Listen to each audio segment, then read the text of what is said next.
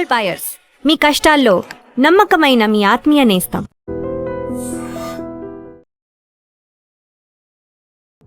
పాకిస్తాన్కి వెళ్ళేటువంటి ఒక సింధు జలాలకి సంబంధించినటువంటి ఒప్పందం మీద కూడా తీవ్ర స్థాయిలో స్పందించింది. నెత్తురు నీరు ఒకే చోట పారదు.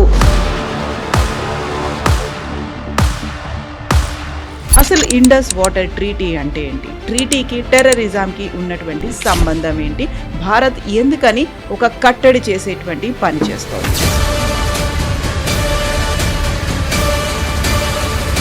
సింధు నది జలాలకి సంబంధించినటువంటి ఒప్పందం ఏంటి? అది రెండు దేశాలైనా అంతర్జాతీయంగా కూడా జరిగిందా? ఇండస్ వాటర్ సిస్టంలో వచ్చే 3 మెయిన్ రివర్స్ ఇండస్, ఝీలం, చెనాబ్. ఇది వెస్టర్న్ ఫ్లోయింగ్ రివర్స్ అంటారు. దీన్ని 1960లో నెహ్రూ అండ్ అయూబ్ ఖాన్, అప్పుడు పాకిస్తాన్ ప్రెసిడెంట్ అయూబ్ ఖాన్ అన్నిటితో ఈ ఒప్పందం జరిగింది కరాచీ. నెహ్రూ చేసిన అన్నిటికంటే పెద్ద తప్పు అంటే ఇది, పాకిస్తాన్కి ఎందుకు 80% నీళ్ళు ఇవ్వాలి మనం?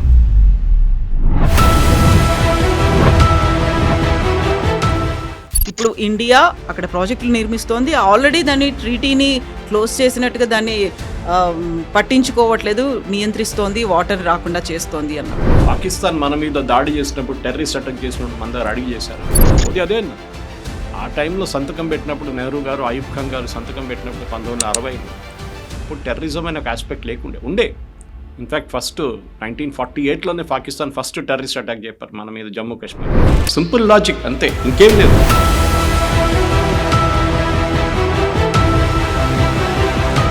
మాకు నీళ్ళు దీని నుంచి వస్తుంది. మోదీ గారు క్లియర్గా చెప్పారు, మీరు ఎప్పుడు దాకా టెర్రరిజం ఆపరో మేము నీళ్ళు ఇవ్వము.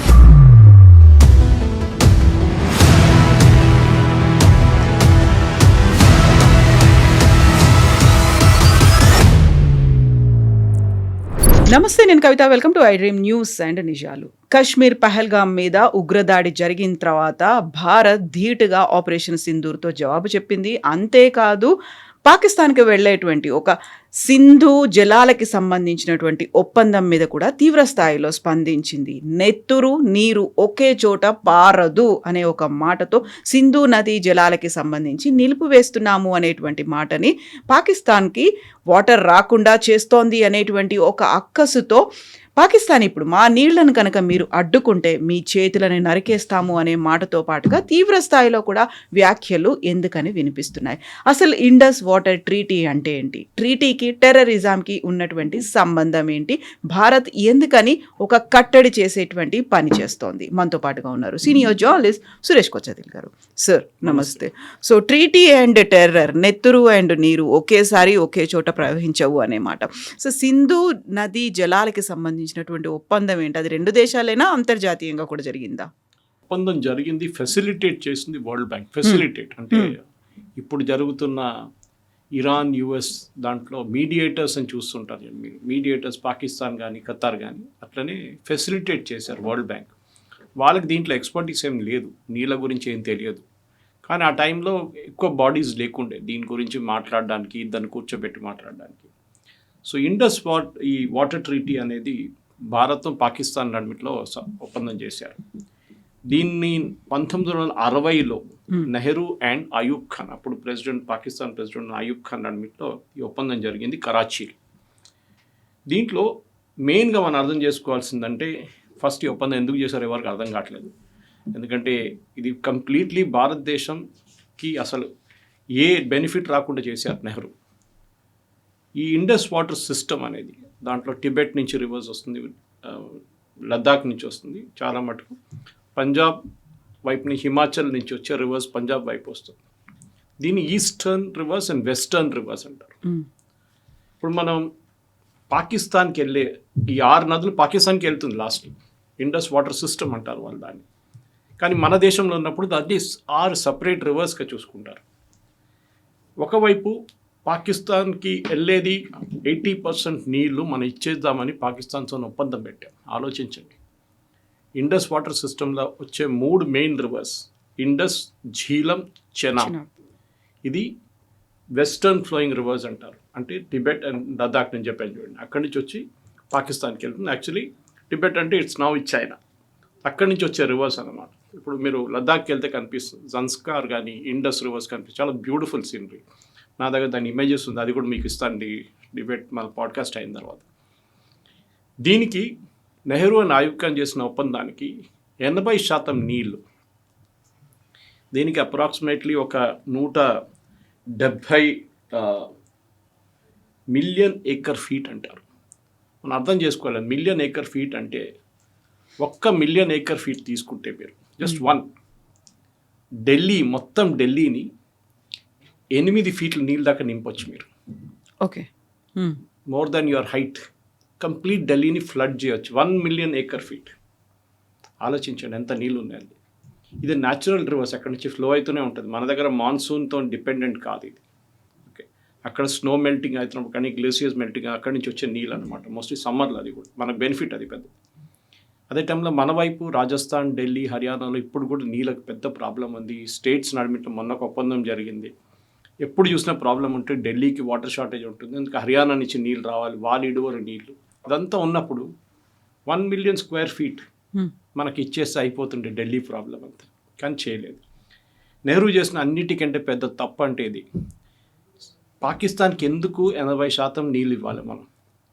అప్పర్ రిప్రేరియన్ స్టేట్ అంటారు మనం. దట్ ఈస్ వీఆర్ మనం కంట్రోల్. ఇప్పుడు మహారాష్ట్ర నుంచి మన వైపు వచ్చే కృష్ణా కానీ రివర్స్ గోదావరి రివర్స్ వస్తున్నాడు. మనం అక్కడ వాళ్ళు డ్యామ్ కట్టినప్పుడు ఇక్కడ గొడవ చేస్తాం మనం.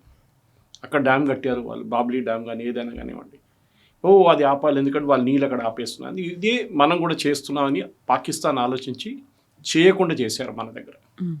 సో వెస్టర్న్ ఫ్లోయింగ్ రివర్స్ నేను చెప్పాను చూడండి, ఇండస్, ఝీలం, చెనాబ్ నీళ్లు పాకిస్తాన్కి వెళ్తుంది వితౌట్ ఎనీ అబ్స్ట్రక్షన్. ఒప్పందంలో సంతకం పెట్టి చెప్పారు క్లియర్గా, మీరు ఒక్క డ్యామ్ కూడా కట్టకూడదు దాని మీద. నెహ్రూ ఎస్ అన్నారు.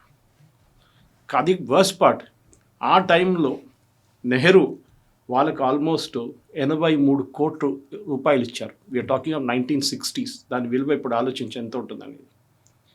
83 కోట్లు అంటే that time 6.2 million pound sterling British money. అది వాళ్ళకి పాకిస్తాన్కి నెహ్రూ గిఫ్ట్గా ఇచ్చారు. మీరు డ్యామ్ కట్టుకోండి, ఇదే నీళ్ళు మీ వైపు వచ్చినప్పుడు మీరు డ్యామ్ కట్టుకోండి. మంగళా డ్యామ్ అంతా దాంతో కట్టారు వాళ్ళు. ఆలోచించండి, మన దేశం దగ్గర డబ్బులు లేనప్పుడు పాకిస్తాన్ డబ్బులు ఇచ్చారు. And in fact one of the persons associate with Mohan Das Karamchand Gandhi. పాకిస్తాన్కి డబ్బులు ఇవ్వాలి కంపల్సరీగా అని చెప్పి ఇండిపెండెన్స్ టైంలో చాలా ప్రొటెస్ట్ చేసిన మనిషి. Of course that has nothing to do with Indus water treaty.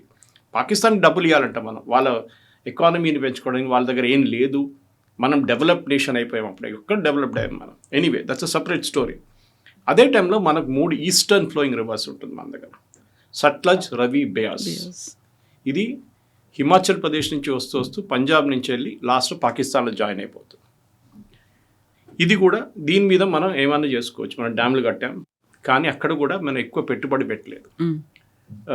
దీన్ని మనం చూడాలంటే మన దగ్గర ఆల్మోస్ట్ ఒక 1, 2, 3, 4, 5, 6, 7, 8, 9, 10 డ్యామ్లు ఉంటాయి, 11 డ్యామ్స్ ఉంటాయి. దీని మీద నెహ్రూ టైం నుంచి, ఇందిరాగాంధీ టైం నుంచి, నరసింహరావు, మన్మోహన్ సింగ్, నడుమిట్ల వాజ్పేయి గారు కూడా ఉన్నారు. ఎవ్వరు దీని మీద ఎక్కువ పెట్టుబడి పెట్టలేదు. We're neglecting these dams. Okay,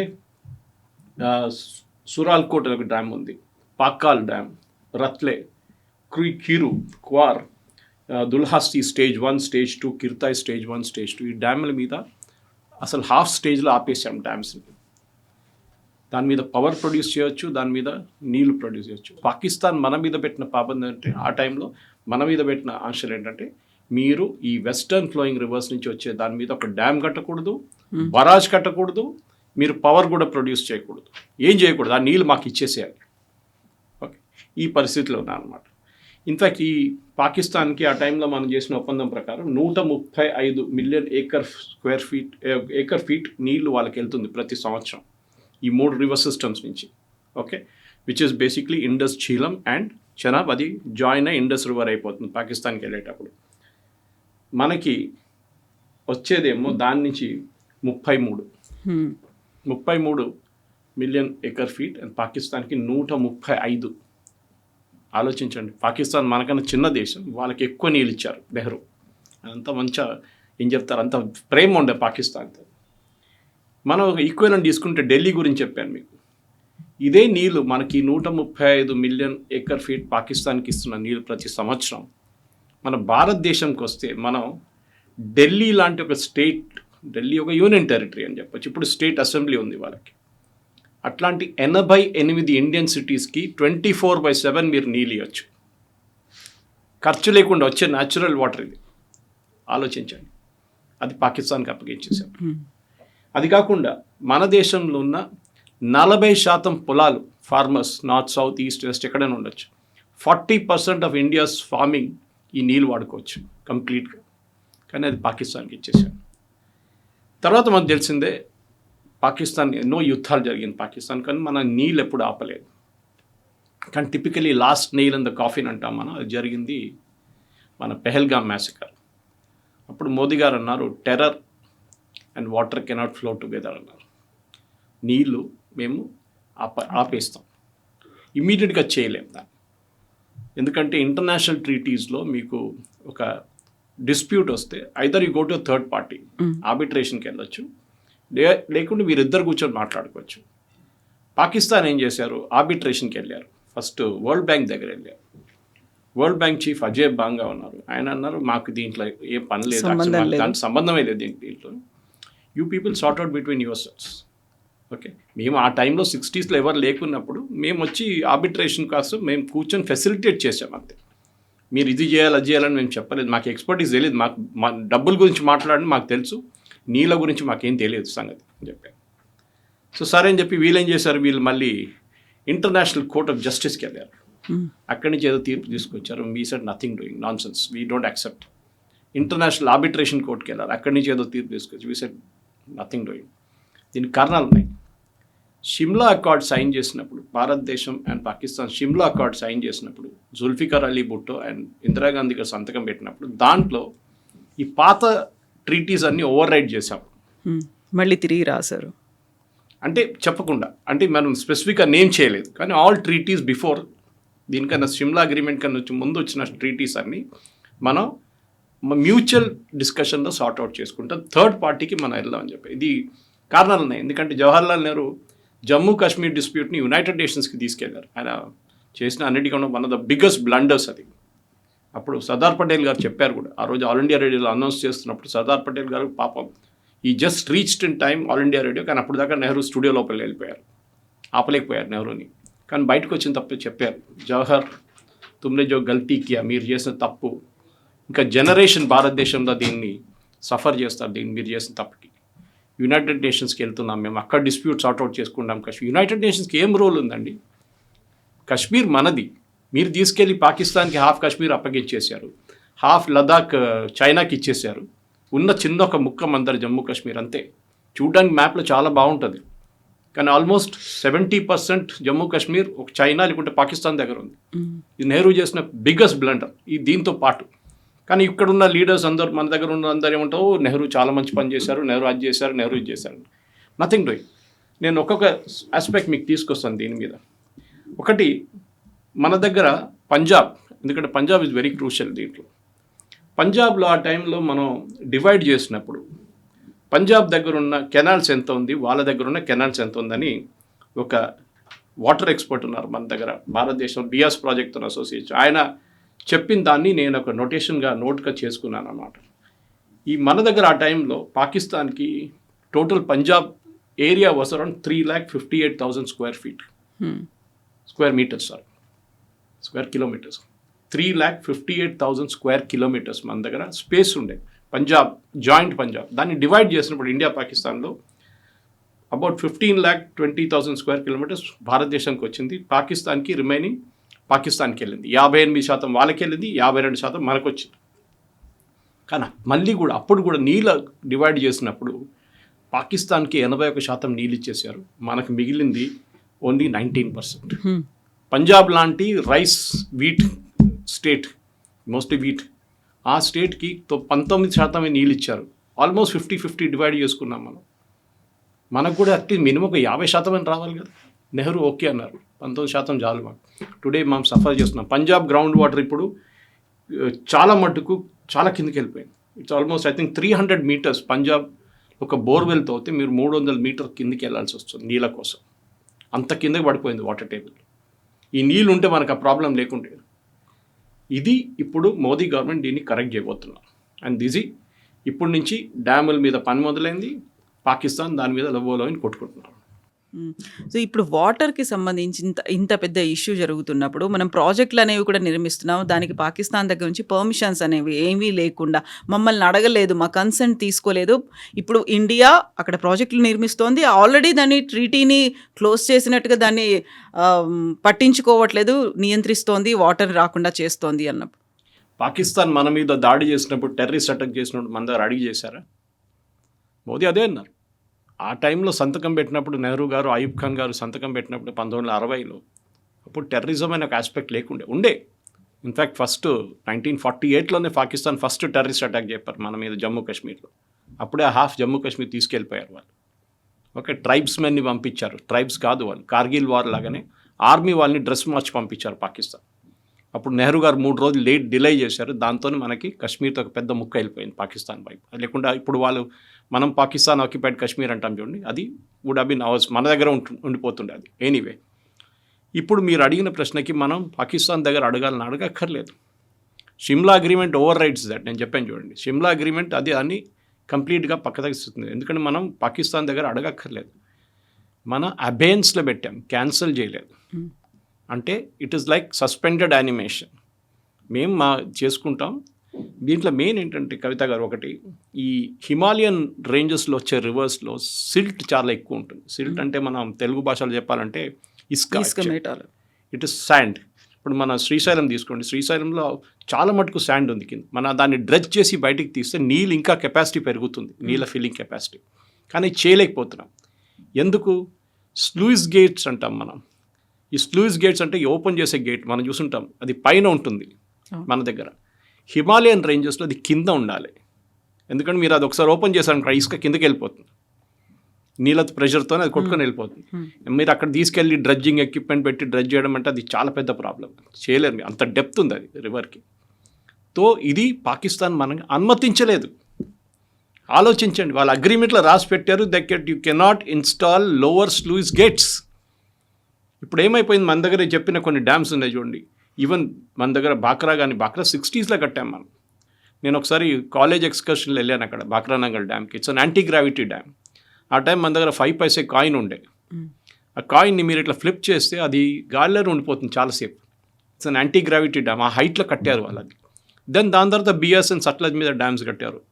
okay, Ranjith Singh dam, అది చాలా డ్యామ్స్ కట్టారు 60s 70s. తర్వాత ఇప్పుడు 2010లో కూడా డ్యామ్స్ కట్టాం మనం. అది మనకు రైట్ ఉంది ఆ డ్యామ్స్ మీద. అక్కడ కూడా సిల్ట్ ఫామ్ అయిపోయింది.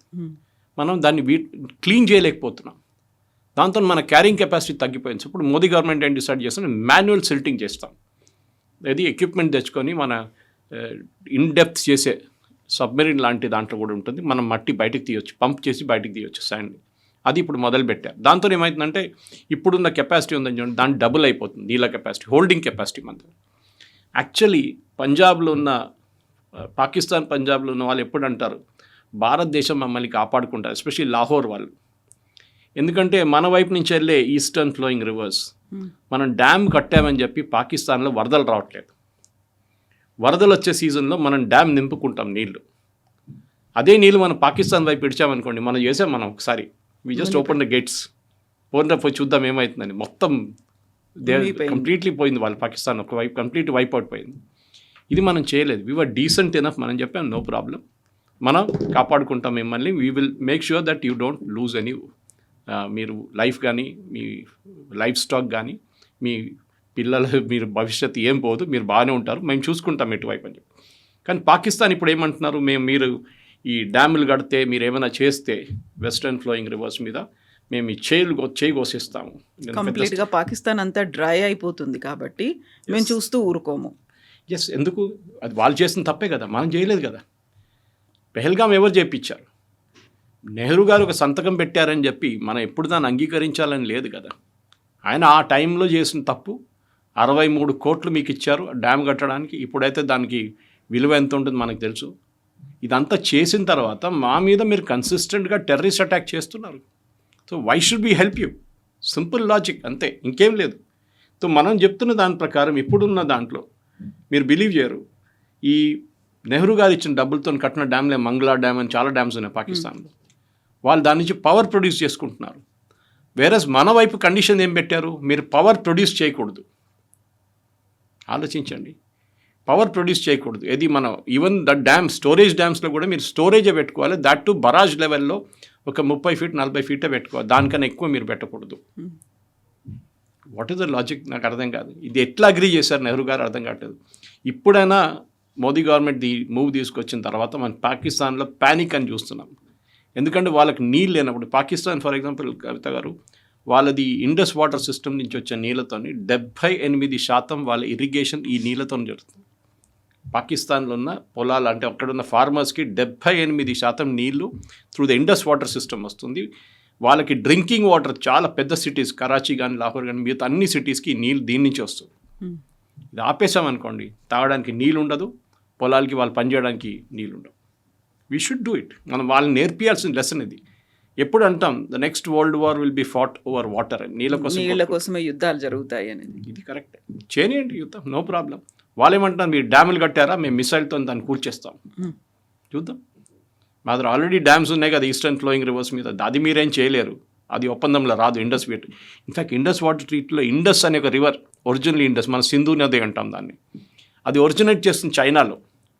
ఈ ఒప్పందంలో అది లేదు actually. We are not defining it directly. Only పాకిస్తాన్లో వెళ్ళి మర్జ్ అయినప్పుడు ఒకటే రివర్ అయిపోతుంది, అక్కడి నుంచి ఇండస్ వాటర్ ట్రీటీ స్టార్ట్ అవుతుంది. ఆలోచించవచ్చు. Whereas these two rivers Jhelum and Chenab ఆ ట్రీటీలో వస్తుంది అనమాట ఫస్ట్. సో ఇప్పుడున్న పరిస్థితుల్లో కవిత గారు ఐ థింక్ భారతదేశం తీసుకున్న మోదీ గవర్నమెంట్ తీసుకున్న నిర్ణయం చాలా మంచిది. దట్ పాకిస్తాన్ కమ్ డౌన్, వాళ్ళు దిగి వచ్చి కూర్చొని మన దగ్గర రిక్వెస్ట్ చేయాలి, మేము ఇప్పటి నుంచి ఏం చేయం మీకు, మేము sorry we will not do any terrorist act అంటే అప్పుడు మనం ట్యాప్ ఓపెన్ చేస్తాం. కాబట్టి మనం టెర్రరిజానికి ట్రీటీకి లింక్ పెట్టినప్పటికి కూడా మాకు వాటర్ రాలేదు కాబట్టి మేము మీ చేతులు నరికేస్తాం, ఏవైతే నీళ్లను ఆపాలనుకుంటున్నాయో, లేదు మీరు డ్యాములు కడుతున్నారు అంటే మేము పేల్ చేస్తామన్నప్పుడు still they are using the language, అదే భాష, అదే బాడీ లాంగ్వేజ్ అన్నీ అవే ఉన్నప్పుడు వాళ్ళ దగ్గర నుంచి ఒక చేంజ్ వస్తుందని మనం ఎందుకు భావిస్తాం? ఎట్ ద సేమ్ టైం అక్కడ ఉన్నటువంటి కామన్ పబ్లిక్ ఉన్నారు, అక్కడ వాళ్ళకి తినడానికి తిండి లేదు, పండించుకోవడానికి వాటర్ లేదు అనుకున్నప్పుడు వాళ్ళ మీద మనం ఎందుకు ఒక రివెంజ్ లాగా తీసుకుంటున్నాము అనేటువంటి మాట ఉంది కదా. కరెక్టే, హ్యూమన్ కన్సిడరేషన్ అక్కడ ఉందంటాను. కానీ ఇది గాజా లాగా అయిపోతుంది. గాజా ప్రజల మీద ఇజ్రాయెల్ దాడి చేస్తున్నా అంటే ఆ రోజు అక్టోబర్ 7వ తారీఖు 3 సంవత్సరాల ముందు ఇజ్రాయెల్ మీద దాడి జరిగినప్పుడు అక్కడున్న వేలాది ఆల్మోస్ట్ 1200 సివిలియన్స్ని చంపినప్పుడు, మహిళలను రేప్ చేసినప్పుడు, పిల్లల్ని చంపేసినప్పుడు దాంట్లో ఆల్మోస్ట్ 60% మంది సివిలియన్స్ వచ్చారు గాజా నుంచి. హమాస్ కాదు, సివిలియన్స్ వచ్చారు. హమాస్తో పాటు సివిలియన్స్ వచ్చారు, వాళ్ళు కూడా చేశారు ఇట్లాంటి పని. అప్పుడు పాకిస్తాన్ దగ్గర కూడా మనం అదే అడుగుతాం కదా, మీ దగ్గర టెర్రరిస్ట్ ఉన్నారు, హఫీజ్ సయద్ కానీ లష్కర్ తైబా వాళ్ళు కానీ వీళ్ళందరూ మీ దగ్గర కూర్చున్నప్పుడు వాళ్ళని మాకు అప్పగించేసేయండి, అయిపోతుంది మాట. మీరు ఎందుకు పెట్టుకున్నారు వాళ్ళని?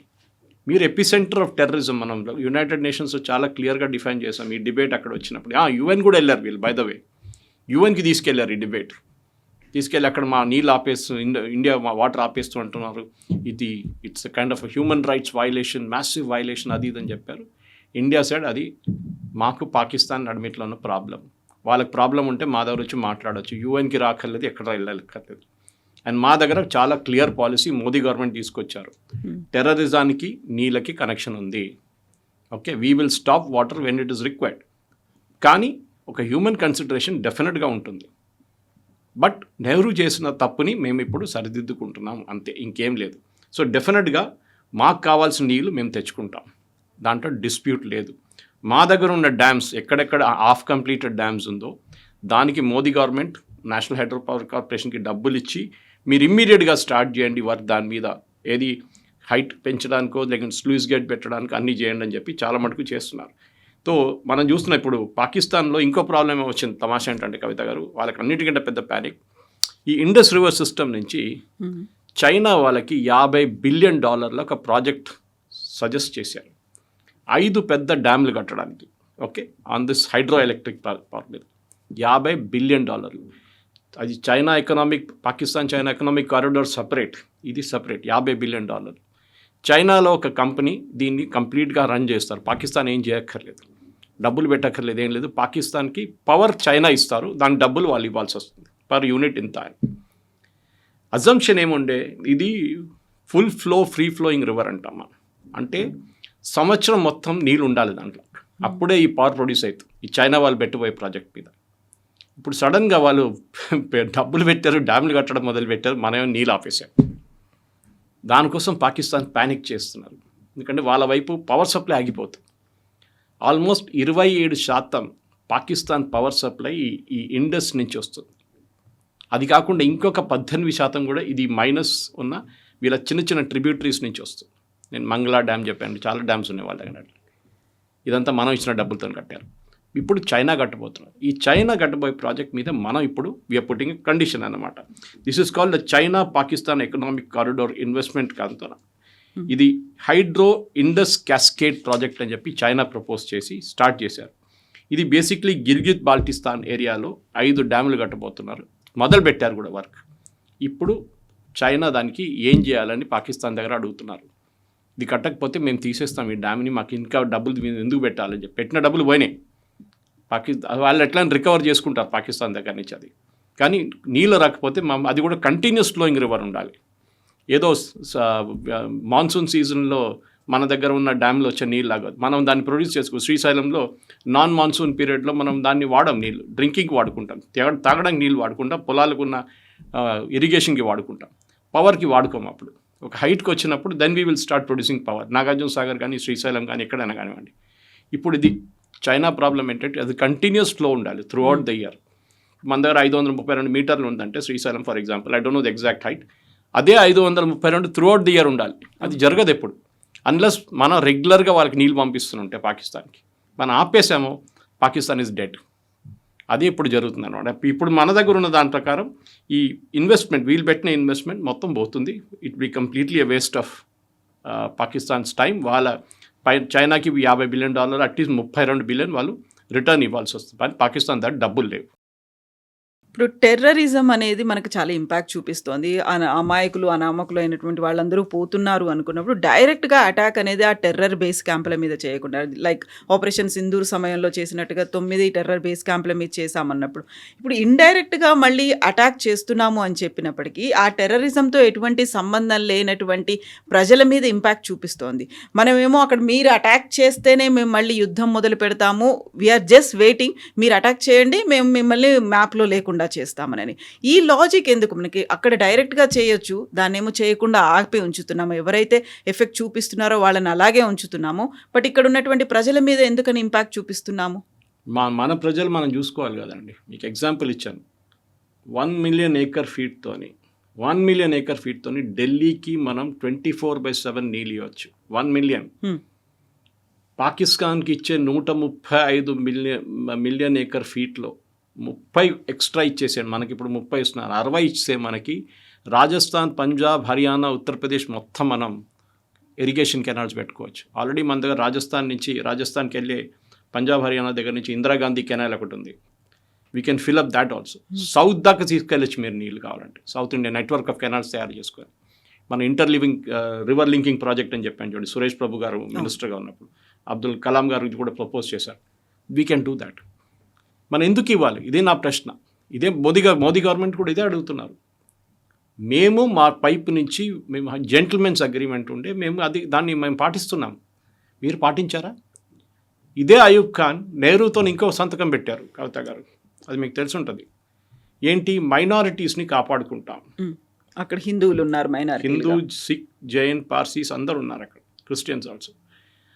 మనకి ఇండిపెండెన్స్ వచ్చినప్పుడు పాకిస్తాన్లో 18% హిందువులు ఉండే, ఇప్పుడు 1% కూడా లేదు. ఎవరు వైలేట్ చేశారండి రూల్స్? మన దగ్గర ఉన్న ముస్లిం డబుల్ అయిపోయారు, ఆల్మోస్ట్ 17%, 30% దాకా వచ్చేసారు. బంగ్లాదేశ్లో కూడా తగ్గిపోయింది. ఎవరు చేశారు? అప్పుడు మీరు నీళ్ళ గురించి మాట్లాడుతున్నప్పుడు మనం పాపులేషన్ గురించి మాట్లాడుతాం. మీరు హిందువుల్ని ప్రొటెక్ట్ చేయట్లేదు, అక్కడ హిందువుల మీద అటాక్ ఎందుకు జరుగుతుంది, క్రిస్టియన్స్ మీద బ్లాస్ఫమీ అటాక్స్ ఎందుకు జరుగుతుంది, అది ముందు మాట్లాడండి మాతోని. Then we will speak about river basin. ఇట్లాంటి డిస్ప్యూట్ చాలా దేశాలు జరిగినాయి, ఇది కొత్తదేం కాదు కవిత గారు. మీరు ఈజిప్షియన్ రీజన్లో, మీరు ఆఫ్రికన్ రీజన్లో నీళ్ళ డిస్ప్యూట్స్ ఉంటుంది. మన దగ్గర ఉంది కదా, కావేరీ మీద ఎంతో పెద్ద గొడవ జరుగుతుంది. ఎప్పుడు కర్ణాటక, తమిళనాడు ఆర్గ్యూ చేస్తుంటారు, మాకు నీళ్ళు కావాలి, వీళ్ళంటారు మాకు నీళ్ళు లేవు, మేము ఎట్లా ఇవ్వాలి మీకు నీళ్ళు. రైట్స్ కూడా జరిగింది బెంగళూరులో. మన దగ్గర అట్లాంటి ఎందుకు, మన Krishna Godavari again same problem. Yeah. Okay, Andhra Maharashtra problem, Andhra Telangana problem. అదే వాటర్ ఎక్స్పర్ట్స్ ఏమంటున్నారంటే మన దగ్గర ఉన్న ఈ గొడవ చూడండి, these are all 0.5 million acre feet నీళ్ళ కోసం కొట్టుకుంటున్నాం. 0.5. మనకి అక్కడ పాకిస్తాన్కి 135 మిలియన్ ఏకర్ ఫీట్ ఇచ్చేస్తున్నాం. ఇక్కడ 1 మిలియన్ ఏకర్ ఫీట్ కూడా లేదు, టోటలీ డిస్ప్యూట్స్ అన్నీ కలుపుకుంటాయి. మనకు దాని నుంచి ఇంకొక 20% మనకు నీళ్ళు వస్తే ఆలోచించండి, మనం ఇండియా మన ఏం చెప్తారు, food production it will go like crazy. మన గ్రౌండ్ వాటర్ రీఛార్జ్ అయిపోయింది మొత్తం. దాన్ని చేయకుండా నెహ్రూ మొత్తం పాకిస్తాన్కి ఇచ్చేసారు. తీసుకోండి, మేము చాలా ఏం చెప్తారు, we are very open hearted people, ఉదార స్వభావం. మహాత్మా గాంధీ కూడా చెప్పారు, ఆయన వాళ్ళకి 150 కోట్లు అప్పుడు 100 కోట్లు ఇవ్వాలి పాకిస్తాన్కి, పాపం వాళ్ళ దగ్గర ఏం లేదు. ఏం చేశారు, మళ్ళీ మన మీద యుద్ధం చేశారు ఆ డబ్బులు తీసుకొని వాళ్ళు. ఓకే, ఈ డ్యాములు కట్టుకున్నారు మీరు, ఇప్పుడు మేము ఇచ్చిన డబ్బులు అది మాకు రిటర్న్ ఇచ్చేసేయండి, మాకు ఈ ప్రజెంట్ వాల్యూ లేవండి. We will not give water, simple. మీరు ఎప్పుడు దాకా, మోదీ గారు క్లియర్గా చెప్పారు, మీరు ఎప్పుడు దాకా టెర్రరిజం ఆపరో మేము నీళ్ళు ఇవ్వం మీకు. The day you stop terrorism, sponsoring terrorism, ఆ రోజు మేము మీకు నీళ్ళు ఇవ్వడానికి మేము అంగీకరిస్తాం, కావాలంటే. అది కూడా దట్ ఈస్ మేము ఓపెన్ హార్టెడ్గా ఉంటే మీకు నీళ్ళు ఇస్తాం, లేకుండా అది కూడా లేదు. సింపుల్. ఇది పాకిస్తాన్ ప్రజలకు ఇచ్చే మెసేజ్ కాదు, వాళ్ళు గవర్నమెంట్ మీద ప్రెషర్ పెట్టాలి. కానీ పాకిస్తాన్లో మనకు తెలుసు డెమోక్రసీ అనేది లేదు, అక్కడ ఆర్మీ నడిపిస్తారు. ఓకే, పాకిస్తాన్ అదే కదా, army, a civilian administration army నడిపిస్తారు. No, let Pakistan suffer, no problem. At least ఇప్పుడైనా వాళ్ళు కొంచెం సెన్స్కి వస్తారు. పెహల్గాం చేసినప్పుడు 10 సార్లు ఆలోచించాలి, ఉరీ చేసినప్పుడు ఆలోచించాలి, పుల్వామా చేసినప్పుడు ఆలోచించాలి, ఏం ఆలోచించలేదు కదా. No suffer for it. నీళ్ళు ఇవ్వము, ఏం కావాలంటే చేసుకోండి. మన డ్యామ్లు నేను చెప్పాను చూడండి, 12 డ్యామ్స్ ఉన్నాయి. We already started work on that. అంటే ఆల్రెడీ కట్టారు, హాఫ్ వే ఆపేశారు. ఇప్పుడు మన దగ్గర ఉన్న దీనికన్నా ముందున్న గవర్నమెంట్స్ అందరూ. ఇప్పుడు దాన్ని మోదీ గవర్నమెంట్ ఒక ఏం చెప్తారు, ర్యాపిడ్ ఫేస్లో, ఒక మిలిటరీ స్టైల్ ఫ్యాషన్లో దాన్ని ఫినిష్ చేసేస్తున్నారు. ఆల్మోస్ట్ ఇంకొక 2-3 సంవత్సరాల్లో there be huge amount of water మనం కలెక్ట్ చేసుకొని మనం రాజస్థాన్, పంజాబ్ అండ్ హర్యానాకి ఇవ్వచ్చు. అక్కడి నుంచి లోవర్ రిప్రేరియన్ స్టేట్స్ కూడా వెళ్ళొచ్చు, ఈవెన్ యూపీకి వెళ్ళొచ్చు. Yes, sir. Thank you so much. Thank you very much. Thank you.